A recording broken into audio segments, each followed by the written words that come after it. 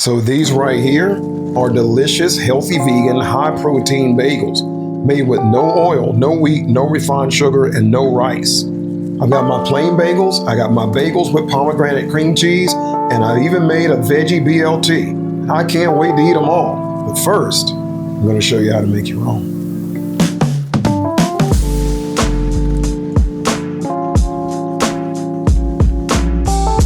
All right, so we're going to be making these high protein bagels. Now, last year I got a ton of comments from people asking me, how do you get enough protein on a vegan diet?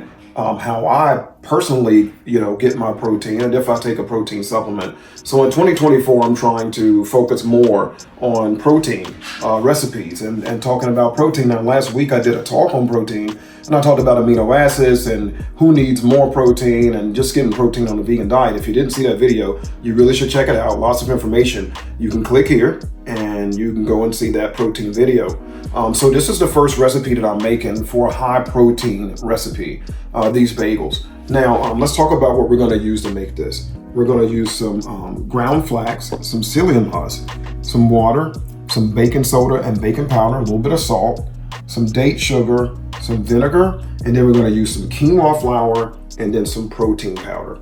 Now, what makes these bagels have a lot of protein? By the way, each one of these bagels has about 18 grams of protein, which is a good amount of protein just in one bagel at one sitting. So it's a very good way to increase your protein. But what makes this so high in protein, one is the quinoa flour. Quinoa is an excellent vegan source of protein, and it has a great amino acid profile. Most grains are low in amino acid lysine, that's their limiting amino acid. But quinoa, compared to other grains, has a fair amount of lysine. So it's a great way to up your protein in a vegan diet. And then secondly, we're going to use some protein powder. Now, this is the protein powder that I use, okay, Compliment. Before I bought this product, I searched every high vegan quality protein powder out there. And this by far and away was the best. Why?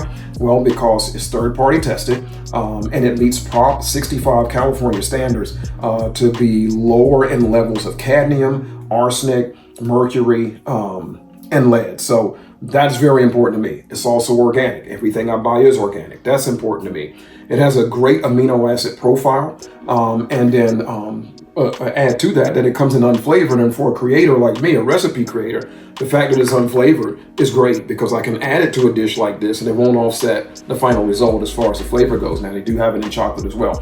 If you want to take a look at this protein and check it out and see all the benefits of it, because there's many other benefits, you can look in the description below the video, and I'll have a link to this protein powder. And for my viewers, if you buy it and use code HEALTHYVEGAN, you get 15% off. It's also a way to support me, so it works both ways. But this is a great powder, so you can check it out. Okay, let's start putting this recipe together. Okay, so the first thing we're going to do is get our dry ingredients in our bowl and mix them up together. Okay, so when combining the dry ingredients, one thing you want to make sure to do is break up any of the clumps from the flour, the protein powder, and the date sugar. This will help ensure that the ingredients are evenly combined. And now we're going to mix our wet ingredients. We're going to put our psyllium in with our water, as well as our vinegar. Okay, I'm just going to give those a mix them up. Once we've combined our psyllium and our wet ingredients together, we'll just set them aside for about 5 minutes so they can thicken. Okay, so now I've given my psyllium husk time to kind of thicken here, and I'm ready to pour my wet mixture into my dry ingredients and get it all mixed up.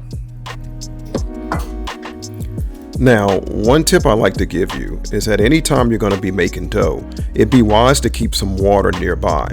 And if you find that your dough mixture is getting a little dry, you can then add small amounts of water until your dough comes together.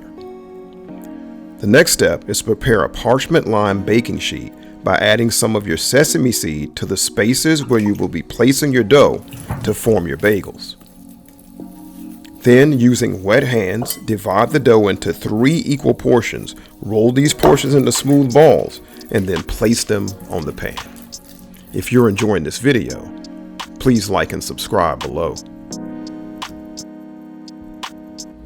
Okay, so I've got my balls of dough rolled into nice uniform sizes here.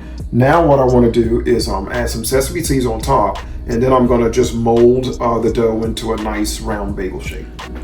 Okay, so next we're going to top our dough portions with a generous amount of sesame seeds. Now you want to put a generous amount because as they bake and rise, the sesame seeds will become more sparse. Now it's time to transform these bagels by first creating a hole in the center and then using wet hands, gently mold and shape your bagels to your desired size. And once that's done, add some more sesame seeds to your liking.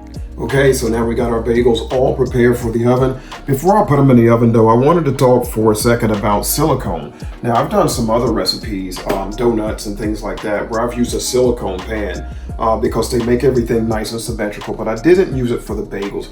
Silicone is something that I'm not sold on yet. There hasn't been a lot of testing on it. The early tests say that it most likely is safe, but I don't trust it 100%. And I know a lot of you, when I use silicone, will ask me where I got the tray, and I'm a little reluctant to tell you because I'm still kind of on the fence. So when I can avoid silicone, I do. There are times I'll use it. If it has to be symmetrical, I'll use it. But when I can avoid that, then I'd just rather use stainless steel, even if I have to add parchment paper like I'm doing here. All right, so now let's get these in the oven. All right, and here we are, guys. Look at these. They look absolutely wonderful. I just pulled them out of the oven. They're still warm. Now, there's nothing like a warm bagel, a good bagel. And there are a lot of things you can do with them. I don't know how you like your bagels. Some people love cream cheese. Some people love to make BLTs. Let's do both. I'm going to use some of my healthy vegan mayo that I've made here. By the way, if you don't know, I have 4 different varieties of healthy vegan mayo. If you want to see the recipe for the mayo, you can tap here and it'll take you to the video to show you how to make the mayo. Okay, so I'm going to put my mayo on my bread here. Okay, I will also be including a link to the mayo and this delicious mushroom bacon in the description below this video. Now to finish off this BLT, of course, I'm going to add some avocado and some tomato to take it to the next level. And then I'm going to top it with the bacon. And doesn't this BLT look amazing?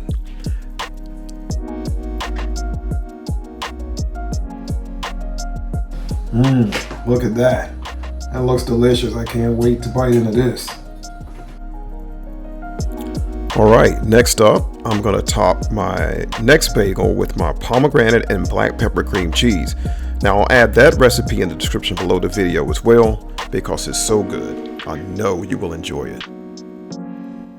All right, so I've got both of my bagels ready here. I was trying to decide which one I want to taste first. I think I'm gonna go with my cream cheese bagel. By the way, guys, this pomegranate cream cheese, perfect, so good. So I've had a lot of people write me and ask me how to find the recipes to the videos to my cooking show, like the one you just watched. If you're having trouble finding the recipe, look below the video and you'll see the word more. Tap on the word more and you'll see the beginning of the recipe. Tap on the word more once again and you'll see the full recipe, and then you can begin to make your own. Thanks for watching.